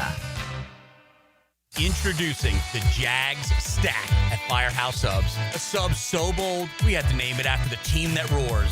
Packed with protein and made to satisfy a football-sized appetite. It's stacked with honey ham, smoked turkey, and roast beef. Topped with provolone fresh veggies and our new Duval drizzle. Order the new Jags Stack in the app right now. Available for limited time at participating Jacksonville Firehouse Subs restaurants. The hottest subs in Duval! Living on Amelia Island? Having fun in Fernandina Beach? No matter what brings you to the fun, cozy town, make sure you check out the tap room at Mokama Beer Company. with a full flight of craft creations, from the Cosmico IPA to the Motor, the perfect Pilsners and lagers. Matching memories and some Mocama magic is what it's all about. Mocama Beer Company in Fernandina Beach, near the big water where the sun is born. And look for more Mocama craft at your local Total Wine or ABC Liquors. 1010XL, presented by Farah and Farah, exclusive injury law firm of the Jacksonville Jaguars. When it's game time, Farah doesn't flinch. Now, the cool down with Donovan Air Electric and Plumbing, keeping Jack's cool since 1987. All right, over the course of the program today, we talked about the Jags losing to the Bengals. We talked about the Brian Thomas Jr. Story when he shied away from hits. That's been sort of the news all over town today. De'Ami Brown's drop as well. The Jags played well, couldn't finish the job. Even without Joe Burrow, the Bengals rallied to beat Jacksonville. We talked all about that. Bucky Brooks joined us, in fact, at 5:15 to talk about that as well. We talked about Florida losing to LSU and the low point of the Gators season, the low point of the Gators in the last 4 years, in my opinion, and the struggles of Lagway. We talked about Georgia, Tennessee. Hayes did a terrific job, as always, with headlines and with our college football rewind. Speaking of college football, oh, good. Game day's coming to Miami. That'll be fun. That was an odd decision. Yeah. And if you're looking for, I guess Miami will be fired up, and that's all that matters. It's not like they're doing it from Gainesville. Game day's coming, JJ, and Fowler and Herbstreit on the game. That'll be good. I saw that. That'll be good. That'll be fantastic. I guess they could have gone to Oklahoma or Auburn maybe. Because if Miami does win and Florida State takes care of business, which I expect them to, the game day's got to come there in a couple weeks. Yeah, how could they not? It's weird to have back-to-back games on game day. Yeah, I'm surprised they'd go to a lousy game. By the way, the best game of the weekend will be Indiana-Illinois. Game day can't go there, not because it's a Peacock game, because nobody cares about Indiana and Illinois. That's why game day's not going there. So that's why I was shocked they didn't go to Auburn. That's the thing. The slate has just a handful of ranked versus ranked teams. Obviously, Florida, Miami doesn't qualify thanks to Florida being terrible. But you've got Texas Tech at Utah, Auburn at Oklahoma, and Illinois at Indiana. So I guess they just went with the more heated rivalry kind of game. And we might not see it in a really, really long time. Outside of a bowl game, with SEC going to a 9-game schedule. This will be the last time they ever play in the regular season. Unfortunately, that might be true. And I think the other thing too is, I think my guess is, ESPN has to look ahead to game day. That doesn't mean they don't make some decisions on the fly, but some of those decisions they've bought plane tickets and planned a lot of stuff. Yeah, that's true. I think they had Florida, Miami planned weeks in advance. No one thought Florida was going to be this lousy. At worst, you thought they'd be coming 2-1. You thought 2-1, and Miami's as good at possibly 3-0. Look, for game day, they probably don't care if the game is really competitive. What they want are storylines, and Florida is terrible, but there are storylines galore. They're going to have Saban breaking down, should Napier be the coach? Who should Florida look to? I don't know that they'll take it this far with Napier, still technically having the job, but I don't think it's out of bounds if game day wants to do a segment with Thamel or whoever would cover the search for them and say, give us some names. What are you hearing? So from a storyline standpoint, it's probably pretty juicy, even though the game, by the way, I'm shocked that Miami's not like a 13.5-point favorite. Yeah, I've seen it at 9. Is that what you're seeing, JJ? 7.5, 8 even. Lower. To me, it's like, what? Didn't you guys just learn your lesson? I was shocked the LSU line wasn't higher. Now, they only won by 10, but they covered. Florida should have covered that game, though. Yeah. Yes, there was 5 picks, but everything else that happened, Florida should have won that game. Yeah, if Florida wasn't, I'm even surprised at how lousy they were offensively Saturday night. I will tell you this, watching the game, as bad as Florida is, watching the game, when I saw how much Florida's defense was outplaying LSU's offense, at one point, first downs in that game were 23-9. Did you know that? Well, they only had 10 the whole game. But it was toward the end. It was 20. Florida had 23 first downs. LSU had 9, and you're losing the game. And I remember if I'd have realized it was going to be that lopsided in terms of time of possession and first downs, I would have thought Florida had a chance. I would have thought they were going to throw 5 interceptions. I would have thought if you'd have told me LSU was going to score 13 offensive points, I might have thought Florida was going to win. So in fairness to the odds makers, they weren't that off, right? I just never dreamed that. I mean, it was 23-9 in first. I can't ever remember a team ahead 23-9 in first downs and lose the game. Can you? Well, I mean, you throw pick sixes, and that throws a lot of the stats. And you throw 5 picks askew. And LSU's probably thinking offensively, we don't have to score. Yeah. You know, we don't really have to push. That's things. right. That was part of it. Let's just punt it and give it right back. But I mean, it was first downs are 23-9. It was. Were you impressed with Lagway's athleticism on the pick six? Yeah. Oh, the tackle where he ran out of gas running to the sideline. That was pathetic. I don't think his conditioning is any good either. I honestly, well, agreed. If you didn't hear the hype, and you just watch this guy play quarterback for Florida for 3 games, you would think he's not very good. And again, he isn't. You can't say it's the offense. I mean, Graham Mertz in this same offense threw 26 touchdowns and 5 picks and completed 70%. Now, listen, I'm not saying he was some great player, but it was the same. Anthony Richardson looked better in this offense. You might have won this game if Florida had honestly, on the 5 picks, had they just taken a knee 3 times and punted, they might have come away with a 13-10 win. Dude. You immediately lose a pick 6. Yeah. So now it is a 13-10 game. Luke Del Rio wins this game. Yeah. Okay. Austin Appleby, you don't remember him, do you? Remember that? Wins this game. You know, Graham Mertz. Zaire. Malik Zaire wins this. Oh, Malik Zaire. What a great Gator he was. Are you worried about your boy Nussmeier? Yeah. He was. You had him as the number one quarterback. Yeah, no, I'm not worried about it. I agreed with you. I'm like, whoa. Now they say he's been hurt, but no, I'm not worried about him. I think I was wrong. You know, unless he starts playing better. It really is amazing how Nussmeier, Lagway, and Archie Manning all have had terrible seasons. Sellers. And Sellers. But now I'm hoping Nussmeier's thing, just so I'm not that wrong, I'm hoping the injuries or something too. He didn't look good at all, though. No. He didn't look good at all. No, I think I might have been just dead wrong about it. I loved Nussmeier as a player, but so it's a long season, so we'll see. Let's say hello to Rick Ballou. Now, the 2-minute drill is driven by nobody but Nimnicht. Nimnicht Chevrolet on Cassett Avenue and Nimnicht Buick GMC on Phillips Highway. Rick Ballou's here. Rick, tough one in Cincinnati. You were there. I was there, and at least the sun came out today. Typically, after a Jags loss, it's rainy. It's London-like. Yeah. Today was Duval-like, and it's a tough one to take because it was such a winnable game. And they, legitimately shot themselves in the foot. The issue for me right now is the problems. And where are you when it comes to being able to fix these problems? I actually, even on a Monday where everyone's sour, I actually think these things can be fixed with this coaching staff. Yeah, they've played 2 games. Yeah. I think it's way too early to think that things are treacherous. But they among the things they have to fix, we all know it. The story that's gone around everywhere is Brian Thomas Jr., as the football players like to say, turned down the contact. Oh.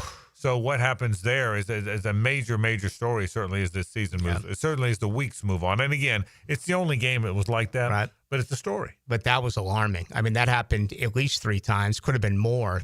We know the drops, but he's just scared right now. He's afraid of contact. And it's one thing to have alligator arms, but especially on that 4th and 5, you look, his head was already on the swivel to his left, expecting contact, and you catch that ball, game over. Jaguars win. Right. That's right. And, hey, Jake Browning went on a 15-play, 92-yard drive after that. I mean, that in itself, in those 4th down situations, bogus call on Travis Hunter, so that was not a pass interference. No way. Absolutely not. Just a really, really bad call. And you know what I loved about Cohen, and I didn't see this the last 3 years with Doug Peterson. Cohen came in all fired up moments after that game, and a loss is a loss, but you could feel the emotion coming from him and just how upset he was that they let that one get away.